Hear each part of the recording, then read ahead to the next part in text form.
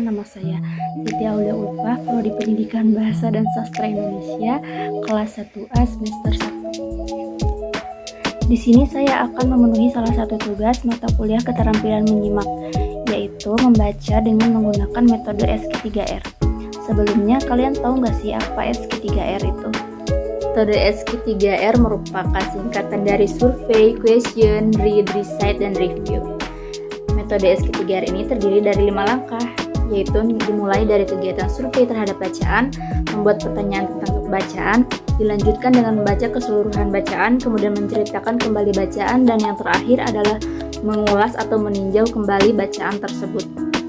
Teknik SQ3R merupakan suatu prosedur belajar yang sangat sistematis dan bersifat praktik, sehingga sangat baik untuk kepentingan baca secara intensif dan rasional.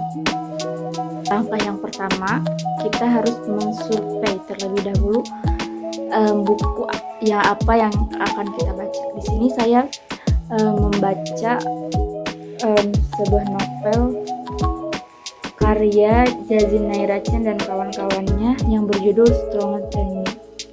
Di dalam buku ini ada 19 cerita inspiratif seputar sosok ibu dan kasih sayang yang begitu besar pada anak-anaknya.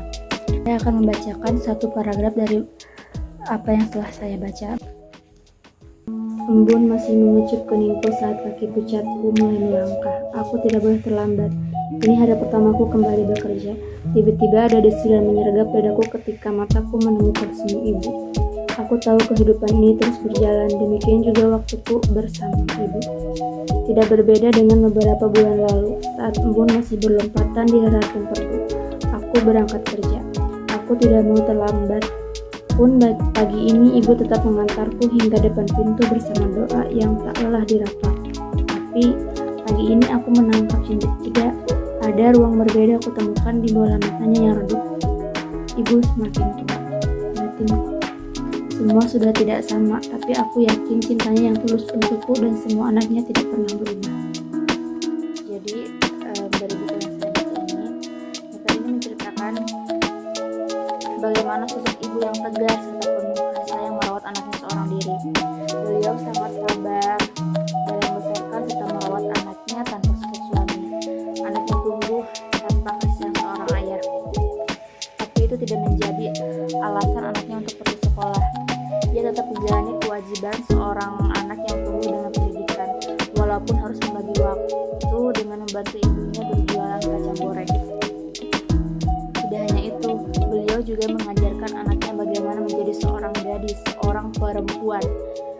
Dari mulai mengenal bumbu dapur, pekerjaan yang lain yang dilakukan olehnya, bagaimana memilih sayur, buah segar, termasuk bagaimana memilih ikan dan daging, mencuci, dan pekerjaan ke rumah tangga lainnya. Karena ibunya selalu berpesan, wanita yang benar-benar berpendidikan tidak hanya pandai di sekolah, tapi juga tahu bagaimana melakukan pekerjaan di rumah. Dia harus bisa mengurus rumah tangganya. Nasihat yang benar-benar membuat anaknya tidak pernah menolak untuk mempelajari semua urusan wanita. Tidak hanya itu, beliau juga mengajarkan anaknya bagaimana menjadi seorang gadis, seorang perempuan, mulai dari mengenal bumbu dapur, pekerjaan lain yang dipepah olehnya, bagaimana memilih sayur, buah segar, termasuk bagaimana memilih ikan dan daging, mencuci, serta pekerjaan rumah tanggaan lainnya. Karena ibunya selalu berpesan, wanita yang benar-benar berpendidikan tidak hanya pandai di sekolah, tetapi juga tahu bagaimana pekerjaan di rumah. Dia harus bisa mengurus rumah tangganya. Nasihat yang membuat anaknya tidak pernah menolak untuk mempelajari semua urusan wanita. Ibunya benar-benar mengajarkan anaknya untuk memahami makna kehidupan yang hanya bersifat sementara.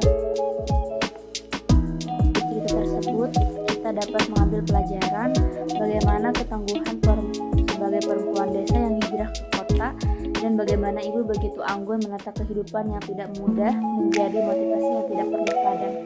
Karena sejatinya tidak ada sesuatu yang kamu inginkan datang tiba-tiba. Semua harus diusahakan, berusaha dengan baik, dan berdoa kepada Allah serta tawakal. Mungkin sekian dari saya.